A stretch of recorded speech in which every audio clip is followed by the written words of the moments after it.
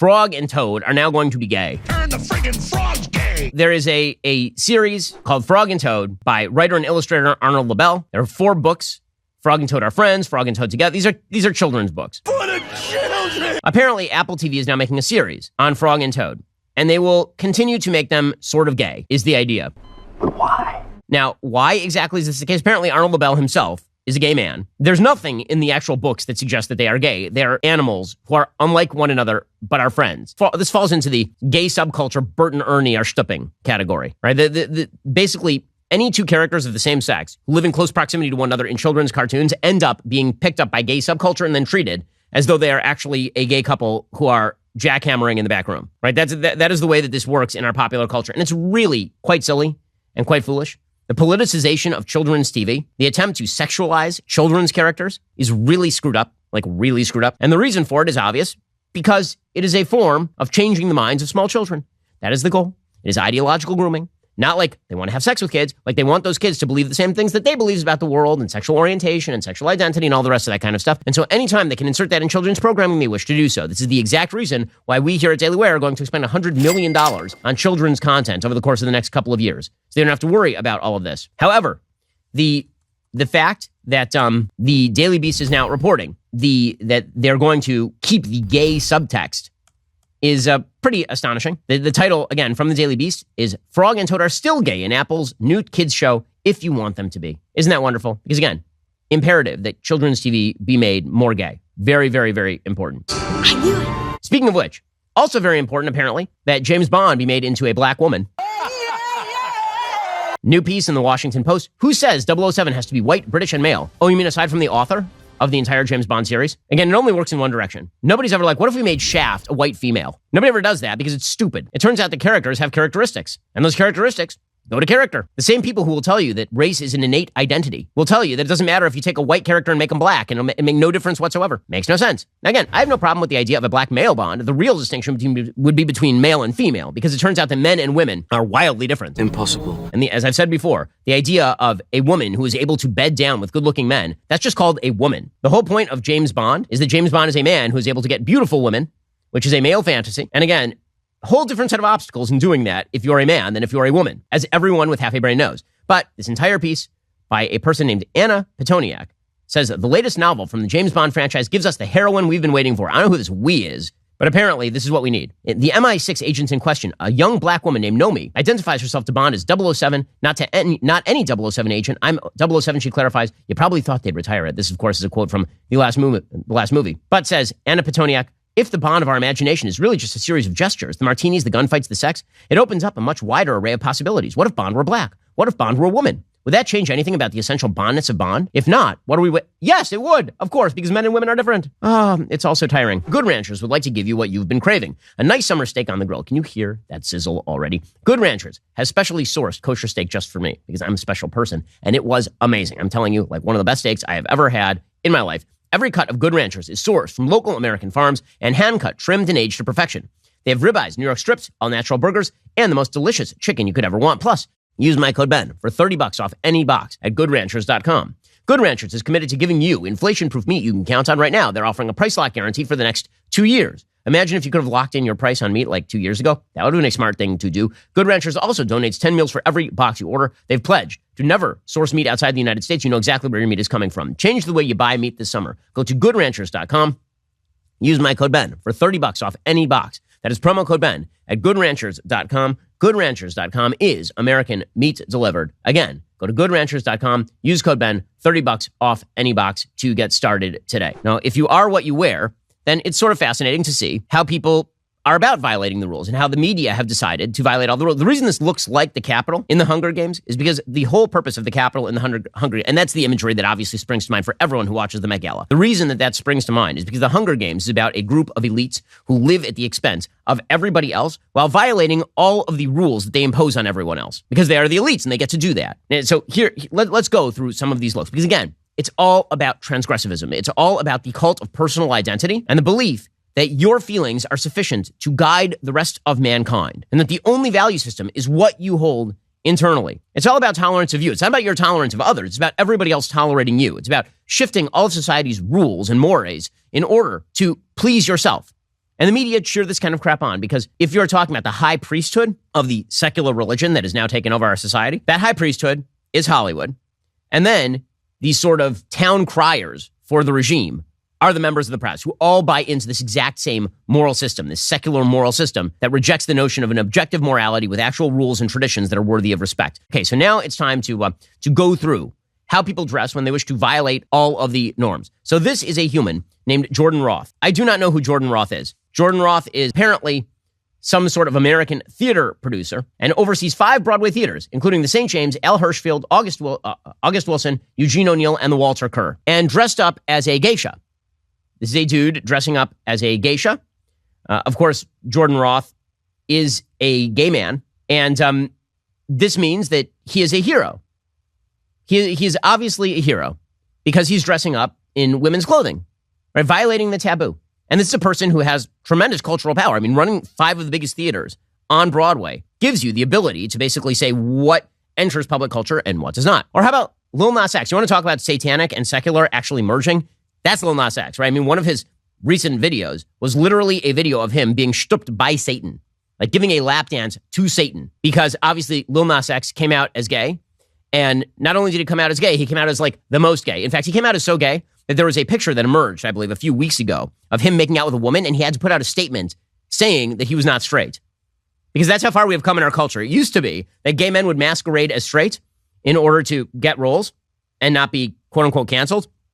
Now Lil Nas X has to make sure that nobody should think this guy's straight. So he shows up to the Met Gala wearing silver body paint, studded with rhinestones all over his body, wearing basically a thong and platform heels in an attempt to shock and appall. Now, none of this is shocking because, again, secular culture has become so predominant that nothing shocks anymore. Once secularism becomes actually secular, like throughout the culture, then it doesn't shock anymore. But pretty amazing. I mean, that was an actual thong that Lil Nas X was wearing right there. And he looks, I mean, he really does look as though he's a monster from The Last of Us, like all the fungus overgrew his face and all this. But the idea is that he's violating all the rules because he's like quasi-naked. Ooh, so shocking. Again, violation of rules is the idea here. You know about those big wireless companies out there? They lock you into expensive contracts. If you try to get out of them early, they tack on outrageous charges. You don't need any of that in this terrible economic climate. That's why I made the switch over to PureTalk, where there are no hidden fees, no contracts, no hassle. PureTalk has a range of affordable cell phone plans to choose from. You can find the perfect option for your needs, like unlimited talk, text, plenty of data for just $30 a month. PureTalk will save the average family over $900 a year. Think about what you could do with that kind of money. Plus, you're not going to get cheap, inconsistent service with PureTalk. You get the same coverage you're used to at half the rate you are currently paying.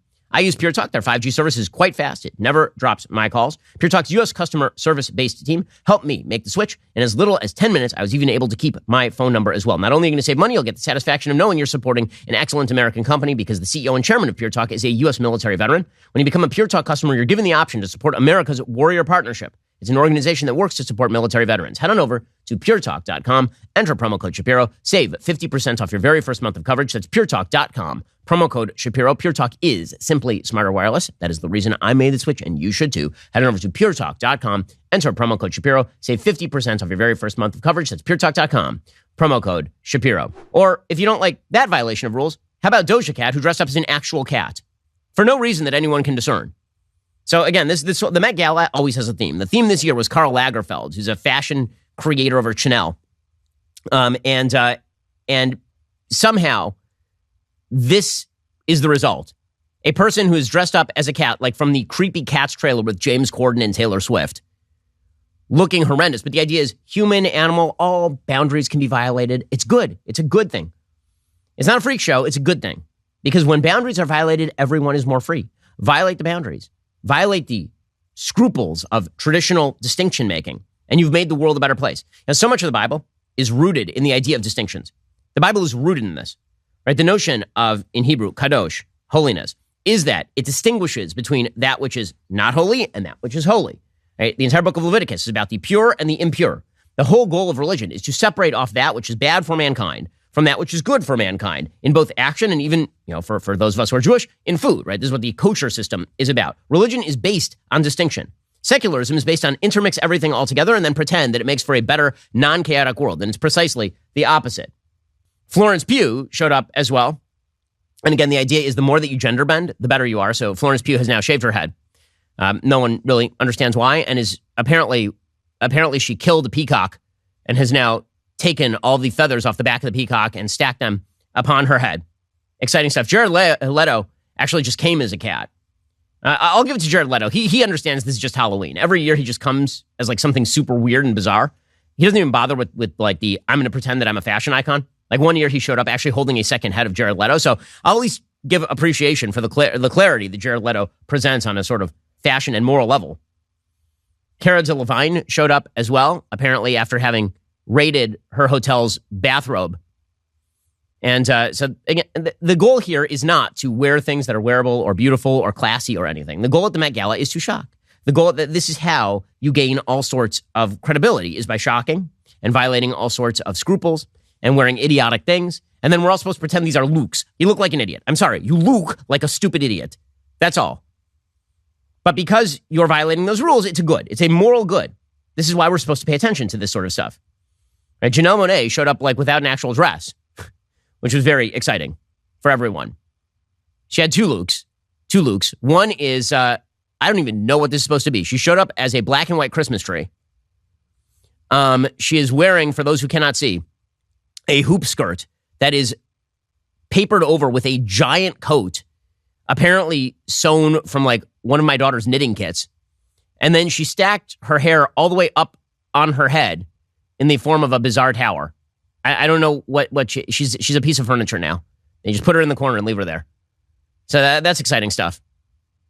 And now all of us find this, all of us who live in sort of the real world. Oh, here she is. This is true fashion. True fashion is you show up wearing ridiculous boots, a bra and high-riding panties, and a completely transparent hoop skirt dress that goes all the way up above your breasts and all the way down to your shoes, but you can see directly through it because it's actually just transparent nylon. This is because this is true beauty, guys. We're redefining all the terms. Now listen, Janelle Monáe is a beautiful woman, but that has nothing to do with the fashion. The fashion's garbage. It's not meant to actually, make her look beautiful. It's meant to shock. That is the entire goal here. The reason that I point this out is because if the value of your culture is to shock, if the value of your culture is to break the taboos, and there are no more taboos to break, you have to keep finding new taboos to break. When you're a culture that is in search of taboos to break, because again, it's the opposition to whatever is the status quo that defines you as a rebel, defines you as a moral person. Whatever are the things, whatever fences are around you, no matter what they are, have to be obliterated, you end up finding worse and worse fences to obliterate. It's true in fashion. It also happens to be true in terms of things like sexual mores. There's a reason we moved from homosexual relations as legal, fine, to civil unions, everyone's like, okay, to gay marriage, to transgenderism, to let's trans the kids, and now to the next push is going to be the idea that if you're a youth-attracted person, meaning a pedophile, that this is just another form of sexual orientation. Every taboo must be violated in the name of reason and compassion. Every taboo must be violated because once you obliterate the moral standard, there's nobody left to prevent, and there's nothing left to prevent the expansion of your own rationale to pretty much anything. I mean, this is a point that Nietzsche made 150 years ago. Like, there's nothing new here. When Nietzsche talks about the death of God, and he suggested that there was nothing left to replace God, that it would essentially be nothing but an issue of will. He wasn't wrong. He was quite prescient in that. And again, it all seems silly because we are doing this with regard to the culture. And the culture we pretend doesn't matter. But the culture does matter quite a lot. Right? High culture. Yeah, there are a lot of memes that have gone around on Twitter in recent months. Right? Memes that show like the difference between ancient architecture and modern architecture. They'll show like a church that was built, like a Gothic church that was built in 1200 in England. And then they will show you like a brutalist sculpture in Washington, D.C. And people kind of brush that off. But fashion is just another form of human activity. And if the leaders of fashion are no longer into providing the beautiful, and they're no longer into providing the feminine for women and the masculine for men, and instead it's just all about mashing all of it up and violating all taboos, should we really be surprised? That is a manifestation of a culture in confusion. It's a manifestation of a culture that has no rules. And a culture with no rules is a culture that is destined to die. All right, guys, the rest of the show continues right now. You're not going to want to miss it. We'll be getting into the mailbag. If you're not a member, become a member. Use code Shapiro at checkout for 2 months free on all annual plans. Click that link in the description and join us.